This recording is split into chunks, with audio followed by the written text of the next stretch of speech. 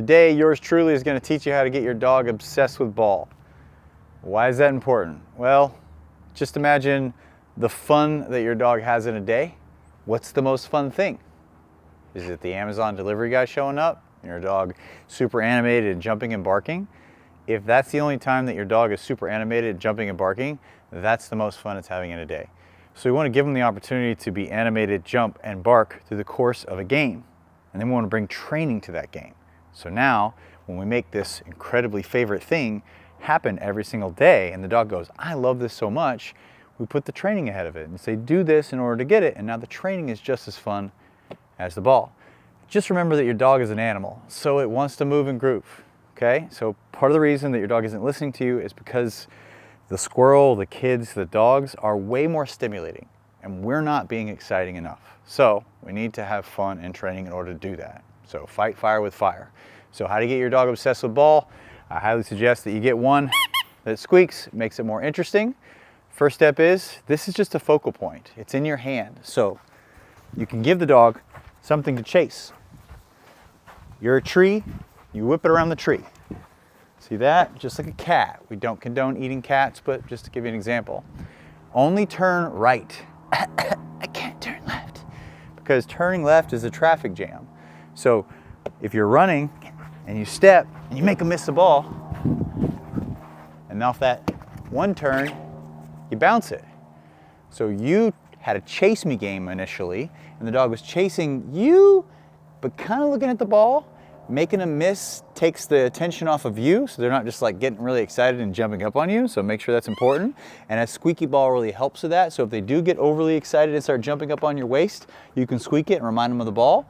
And then making a miss on a turn reminds them you're chasing the ball. A couple turns, get it, and release the ball. Now the dog goes from chasing you to chasing the ball. Make sense? So, we'll do it one more time. Heel. Let's go. Get it. Well, you're extra today. So, once the dog likes it, you can move to a non-squeaky ball. I highly encourage it for dogs that like to chew on things all day long, because that's just echoing in your brain 24/7. They make squeaky chuckets. The squeaky chuckets get demolished pretty quickly. Squeaker's pretty weak there, which is a good thing. Heel. So now that the dog is chasing the ball, now the training happens. So same concept, except now that it's a focal point, you slow down. So now, maybe I jaunt a little bit and I miss. So I'm kind of giving the impression that I'm going faster than I am by jaunting. Never used the word jaunt in my life. But makes sense. It's visually stimulating. So they're going to perk up a little bit and they're going to start walking faster because you're visually stimulating. Squeeze it a little bit. Miss. Ready? Get it. So the other thing is anticipation. We've talked about this in previous videos, but I'm going to go over it again. To create drive, you have to create anticipation. So oftentimes before I release the ball, I create an inhalation and my body moves in the same fashion as the sound. So what do I mean by that? See that? Almost like a cat puffing up. Or one of those dinosaurs from Jurassic Park. Nobody? Then they spit? Okay, never mind. But heel, spin, spin, spin. What is going on? Are you malfunctioning? Heel, spin, down, down, ready? Get it. The get it needs to be distinct. Your whole goal with delivering a ball is to try to get them to lunge as fast and as explosive as possible. That's what makes it exciting. Dogs want to explode. Heel, down, ready, get it. Guard. I like the guard finish, especially for dogs that don't want to bring the ball back. Where's the ball? Guard. So to teach the guard finish, you would use two balls, heel, down, get it. When he goes for that ball, spread your legs, show this ball, guard. Pull it back, end here, show that second ball as, again, a focal point, a targeting for them. And now they're in between your legs. Heel, you can spin them out, down, ready, get it. One more time, guard. Make a miss, feed it back in. Now he's in your legs, down, heel, down, ready. Get it. So it doesn't stop there. Now that this ball is awesome and they're launching for the ball, I can start place work.